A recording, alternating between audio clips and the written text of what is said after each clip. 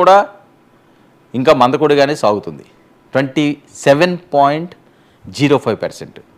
కాస్త మందకొడిగానే ఇది సాగుతున్నావా అని చెప్పి మనకి ఇక్కడ రిజల్ట్స్ చూపిస్తున్నాయి.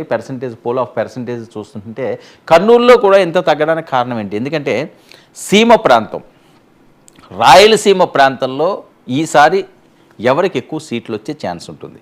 గతంలో జగన్మోహన్ రెడ్డి గారు సీమని కొల్లగొట్టారే అనుకోవచ్చు,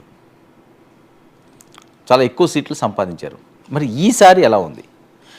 ఓటు శాతం తగ్గుతున్న నేపథ్యంలో అది ఎవరికి పెనుముప్పుగా మారనుంది అన్నదే అందరూ ఆలోచనలు. ఎందుకంటే విస్తృతంగా ఓటు వచ్చింది అంటే ఒక ఈక్వేషన్స్ ఉంటాయి, రాలేదు అంటే ఒక ఈక్వేషన్స్ ఉంటాయి. సో ఈ తగ్గిన శాతం ఎవరి కొంప ముంచిపోతుంది, ఎవరికి ఇబ్బందికరంగా మారనుంది అన్నది అంచనాలు ఆల్రెడీ మొదలు పెడుతున్నారు. 27.05% అంటే చాలా తక్కువ ఓటు శాతం నమోదైనట్టే 7 అవర్స్ తర్వాత కూడా. సో ఇంకొక 30-35 అయినా 60-65కి వస్తుంది. సో గత ఎన్నికలతో పోలిస్తే ఈ టైంకి తక్కువే అన్నది కర్నూలు జిల్లాలోని అక్కడ స్థానికులు మాట్లాడే అంశాలు. ఎందుకంటే కొత్త ఓటర్లు వస్తారు, యువకులు ఎక్కువగా ఈసారి యాడ్ అయ్యారు అని మనకు వచ్చిన న్యూస్ అవనియండి, చెప్తున్న గణాంకాలు అవనియండి. కానీ ఆ యువత అంత ఇంట్రెస్ట్గా ఓటు వేయడానికి వస్తున్నారా? తమ విలువైన మొదటి ఓటు హక్కును వినియోగించుకోవడానికి ఎంతమంది ఈసారి పోలింగ్ బూత్లకు వెళ్ళారు? ఇది అంచనా వేయాలి.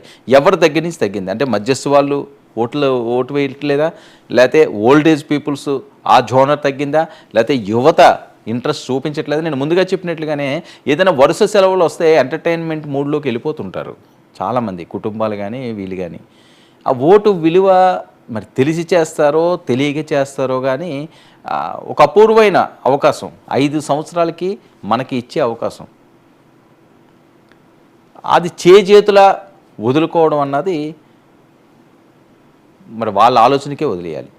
అలాంటిది ఆ ఓటు విలువ తెలిసిన వారు ఎవరో కూడా దాన్ని కోల్పోరు. ఓకే, తప్పని పరిస్థితులు, ఇక మనం చెయ్యలేము, మనం వెయ్యలేము అన్నవి కూడా కొన్ని ఉంటాయి. సో అంతవరకు తప్పదు. ఓటు వేయలేని వాళ్ళు కొంతమంది ఉంటారు, వెయ్యాలని ఉన్నా వెయ్యలేకపోయే పరిస్థితిలో ఉన్నవాళ్ళు కొంతమంది ఉంటారు. అలాంటి వాళ్ళ వరకు కొంతవరకు పర్వాలేదు.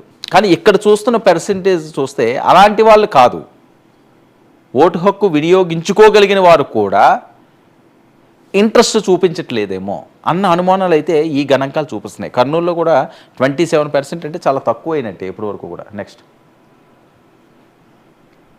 నంద్యాల